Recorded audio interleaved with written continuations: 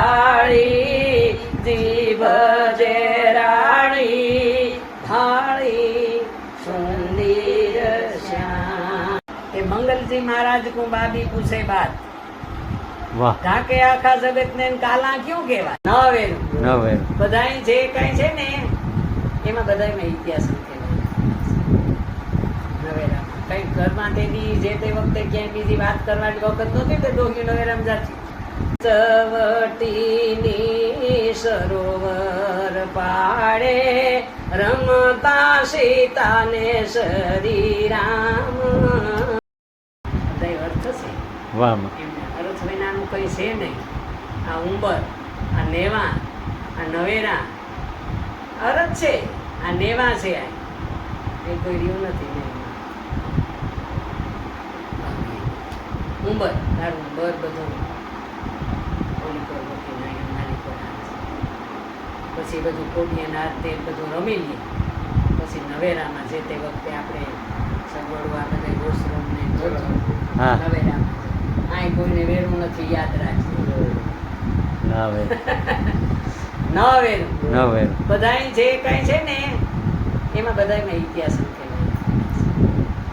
નવેરામાં કઈ ઘરમાં તેની જે તે વખતે ક્યાંય બીજી વાત કરવાની વખત નહોતી તો ડોહી નવેરામ જાતી સાની મુની જે કરવી હોય નવેરામાં કરી લે પછી પાછી અહીં આવી કરે કેમ કે જેથી નવેરું જ હતું કોઈનું વેરક હતી જ નહીં એમ આપણે ભાઈને પણ એમ કહીએ છીએ કે ન વેરું છે નહીં અહીં તો થા ભલી થાય તો આ મોગ ટકશે નકર ગાય ગુંડી હોય તો મોગને ખડે એટલા વાર નથી લાગે મોગ થાંભલી ને ટેકી હોય છે ભાઈ માણસ જો લાજ રાખવા આવે ભાઈ 5 માણાને તેડી આવી હગે નકર આમ બરાબર।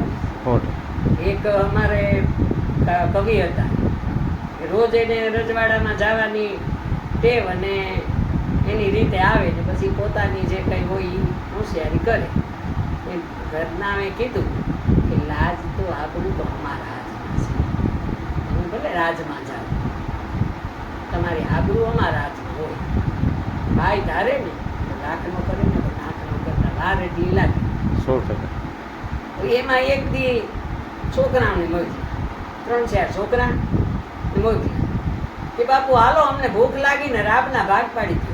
હવે રાજાની કચેરીમાં ઓલાને માથે વજરા ઘાત થઈ ગયો કે એટલા માણા હોય છે આની મારી આબરૂ પાડી દીધી ભારી કરી કે જાઓ હું આવું આ ઓલાએ કહ્યું કે તમે રાબના ભાગ પાડો બોલો શું જવાબ આપે હવે તો આબરૂ બાઈના હાથમાં ઘડીક ચૂતા પાછા અબડો ખુમસો લઈને આવ્યા 32 વાટકી ભોજન માથે રૂમાલ નાખ્યો બાપુ ભૂખ બહુ લાગી અમને આઈના ભાગ પાડી ગયો રાબના અને આમ રૂમાલ જ્યાં ઉખેર્યો ને તાતા એમાં હાથ ભાતની હુખડી હતી અને પછી ઓલા રાજાએ ઉઠી કહ્યું તમે આને રાબ કયો ઓલાને યાદ આવી ગયું તાતા રાખે ઈ કાઢે ઈ કે આ બાપુ અમે આને રાબ કહીએ એટલે તો આપણે કહીએ કે ભાઈ રાબ સાહેબ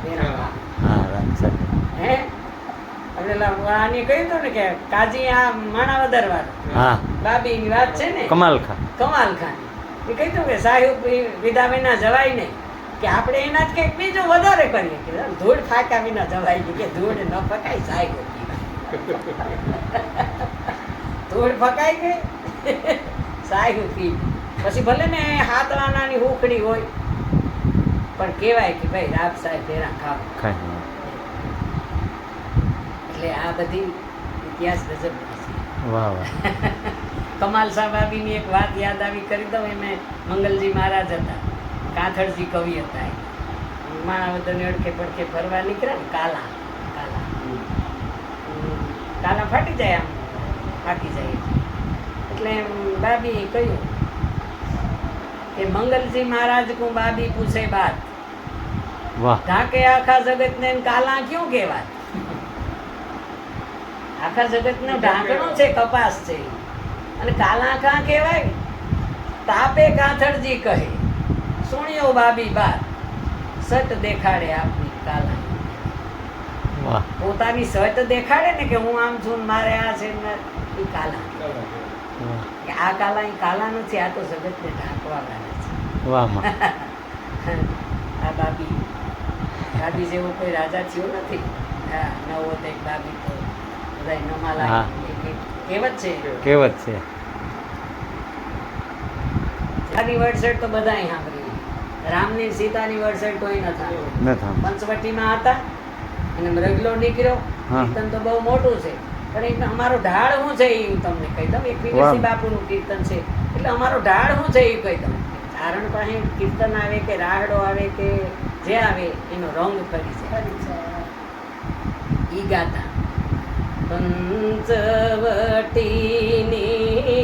સરોવર પાડે,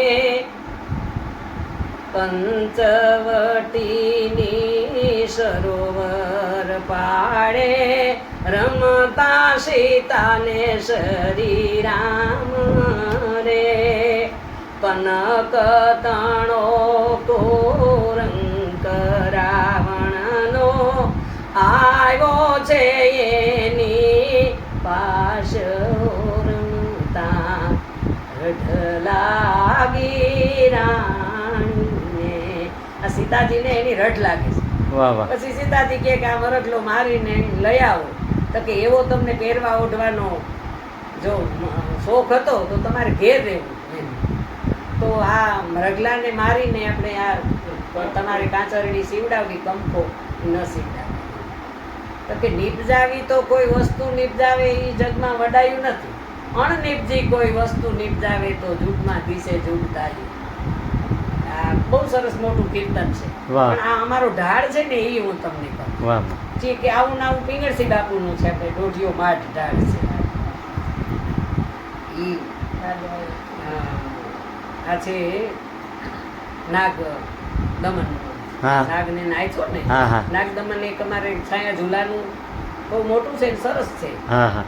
તો બહુ હાઈ ક્લાસ છે. પણ આ એક 4-5 કડીનું કીર્તન છે, દોઢિયો માઠ એનો ઢાળ છે.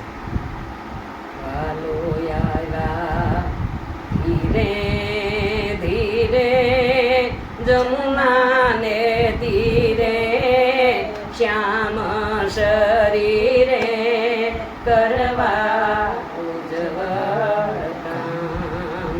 ચડી કદમ પર કારોંદરીમાં,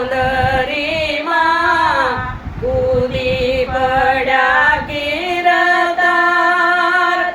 એથી ને ટલાની ઉછળ્યા, આઠે દશે અંધકાર. ફણીધર થાયો કાળી, આંખ ક્રોધાળી, જીભ જેરાણી, ભાળી સુંદર શ્યામ. ભાલો આવ્યા ધીરે ધીરે જમુનાને તીરે, શ્યામ શરીરે કરવા ઉજ્જવળ કામ. વિઠ્ઠલજીને અંગે વીટાણો, જુએ જશોદામાં. અસામળિયાને કોઈ છોડાવો, આસુરે જીયો ઉતપાત.